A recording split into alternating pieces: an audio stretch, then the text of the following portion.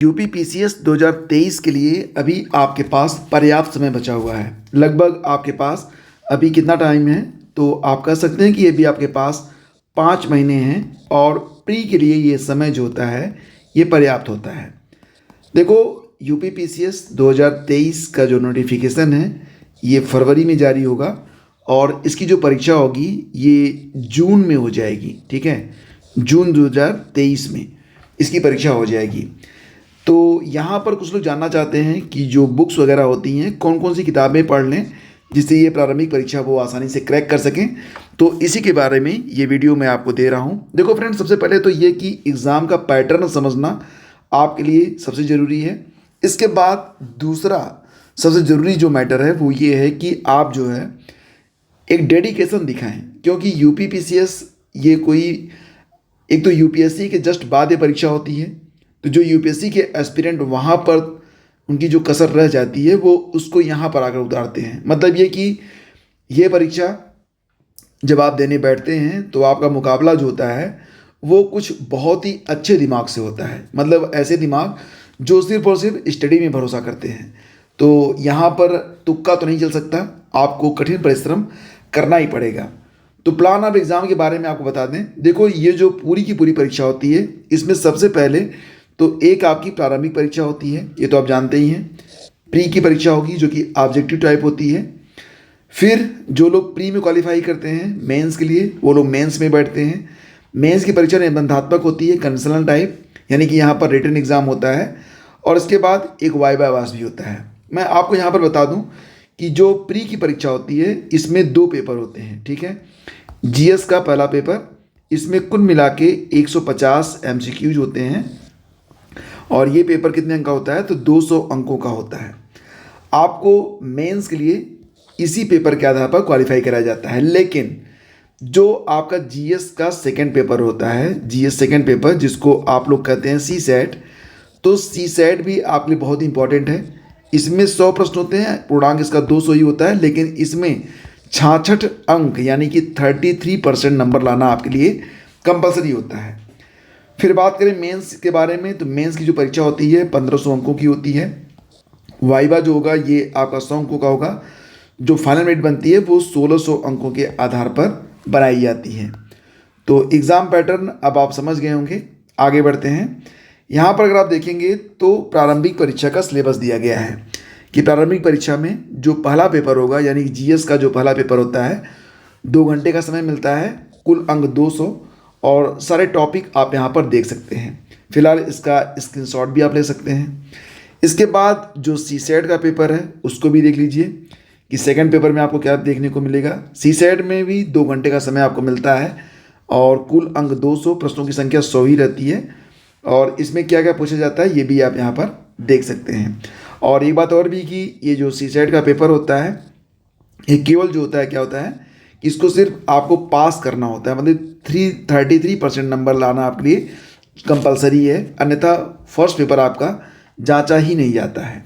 ठीक है, उसके बाद आगे बढ़ते हैं और यहाँ पर आपको बताना चाहेंगे मेंस में कुल कितने पेपर होते हैं। देखो, मेंस में एक तो आपका निबंध का पेपर होगा।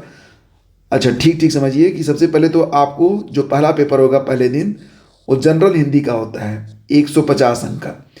फिर 150 अंक का निबंध होता है। निबंध के बारे में आप समझ लीजिए, निबंध हिंदी में लिख सकते हैं, अंग्रेजी में लिख सकते हैं या उर्दू में आप लिख सकते हैं। कुल मिला के 3 निबंध आपको लिखने होंगे और हर निबंध जो होगा ये 50-50 अंकों का होगा और निबंध जो होता है ये 700 शब्दों में आपको लिखना होता है। खंड क में 3 टॉपिक होते हैं, साहित्य और संस्कृति, सामाजिक क्षेत्र, राजनीतिक क्षेत्र। इसमें से कोई भी एक टॉपिक चुनिए और उस पर निबंध लिखिए। खंड ख में विज्ञान, पर्यावरण और प्रौद्योगिकी, आर्थिक क्षेत्र, कृषि, उद्योग और व्यापार में से कोई भी एक टॉपिक पर आपको जो है एक निबंध लिखना होता है। इसी प्रकार से जो तीसरा खंड होता है खंड ग, राष्ट्रीय और अंतर्राष्ट्रीय घटनाएं, प्राकृतिक आपदाएं, राष्ट्रीय विकास योजनाएं और परियोजनाएं, इसमें से कोई भी एक टॉपिक चुनकर एक निबंध। तो इस प्रकार से कुल मिला के आपको 3 निबंध लिखने होते हैं। कुल ये जो पेपर होगा निबंध का 150 अंकों का होता है। प्रैक्टिस आपको करनी पड़ेगी, बिना प्रैक्टिस के तो आप नहीं लिख पाएंगे। अच्छा, ये पहला पेपर होता है सामान्य हिंदी वाला, जिसके बारे में मैंने आपको बताया था 150 अंकों का। इसमें गद्य खंड का अवबोध और प्रश्नोत्तर, संक्षेपण, सरकारी और अर्ध सरकारी पत्र लेखन, तार लेखन, कार्यालय आदेश, अधिसूचना, परिपत्र, शब्द ज्ञान और प्रयोग, उपसर्ग और प्रत्यय प्रयोग, विलोम शब्द, वाक्यांशों के लिए एक शब्द, वर्तनी और वाक्य शुद्धि, लोकोक्ति और मुहावरे। यानी कि हिंदी भी आपको पढ़नी ही पढ़नी है, ठीक है।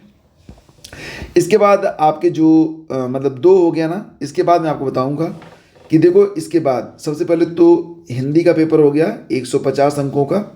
उसके बाद निबंध का पेपर हो गया ऐसे का 150 अंकों का। फिर आपका जीएस का फर्स्ट पेपर होगा जो कि कितने का होगा 200 अंकों का होगा। जीएस का सेकंड पेपर भी 200 अंकों का, जीएस थर्ड पेपर 200 अंक और जीएस का फोर्थ पेपर 200 अंक। पूरा सिलेबस आपको मिल जाएगा टेलीग्राम चैनल से, वहाँ से जाकर आप डाउनलोड कर सकते हैं। इसके बाद कोई भी एक विषय आपको चुनना होता है जिसके 2 पेपर होते हैं, इसको आप ऑप्शनल कहते हैं। तो ऑप्शनल का फर्स्ट पेपर 200 और ऑप्शनल का सेकंड पेपर 200। इस प्रकार से आप देख रहे हैं कुल मिला के 1500 अंकों की मुख्य परीक्षा इसमें होती है। और इसी के बाद फिर आपका एक इंटरव्यू होता है 100 नंबर का। तो 1600 अंकों पर आपकी जो फाइनल रेट होती है ये जारी की जाती है। अब फ्रेंड्स बात करेंगे कि कौन कौन सी किताबें आपको लेना चाहिए प्री क्वालिफाई करने के लिए। बुक्स के बारे में बात करते हैं। तो हिस्ट्री ये बहुत ही स्कोरिंग टॉपिक होता है और इसमें 20 से लेकर 35 तक प्रश्न पूछे जाते हैं। तो हिस्ट्री है, हिस्ट्री के लिए अगर आप हिंदी मीडियम से हैं, ज़्यादातर मैं आपको हिंदी मीडियम वालों के लिए ही क्वेश्चन मतलब यहाँ पर बुक्स वगैरह जो हैं वो मैं आपको बताने वाला हूँ। तो देखो यहाँ पर जो हिंदी है, जो हिंदी माध्यम के स्टूडेंट हैं वो इंडियन हिस्ट्री यानी कि भारतीय इतिहास के लिए क्या पढ़ें, तो उनके लिए बस एक किताब पर्याप्त है। कौन सी किताब? किरण कंपटीशन की किताब आती है, ये ले लीजिए। और प्लस घटना चक्र के कुल मिला के 8 पार्ट आते हैं, 8 पार्ट आपके पास होने चाहिए। और इससे क्या होता है कि घटना चक्र विषयवार आती है, तो यूपीपीसीएस के साथ साथ अन्य प्रतियोगी परीक्षाओं में भी जो प्रश्न पूछे जाते हैं सभी प्रश्नों का संकलन आपको मिल जाता है। उसकी व्याख्या बड़ी इंपॉर्टेंट होती है, यानी कि प्रश्नों के साथ साथ आपको बहुत सारे एक्स्ट्रा ऐसे फैक्ट पता चल जाते हैं जिस पर डायरेक्टली क्वेश्चन आपको परीक्षा में देखने को मिल जाते हैं। तो घटना चक्र और किरण कंपटीशन ये 2 किताबें आपके लिए सफिशियंट हैं हिस्ट्री की तैयारी कराने के लिए। इसके बाद बात करें तो पॉलिटी आती है।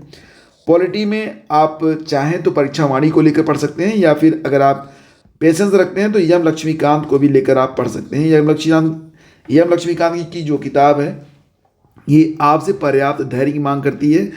प्लस जब आप एक चैप्टर इसका कंप्लीट करें तो घटना चक्र से इसके जो संबंधित प्रश्न हैं उसको आप ज़रूर देख लें, ठीक है।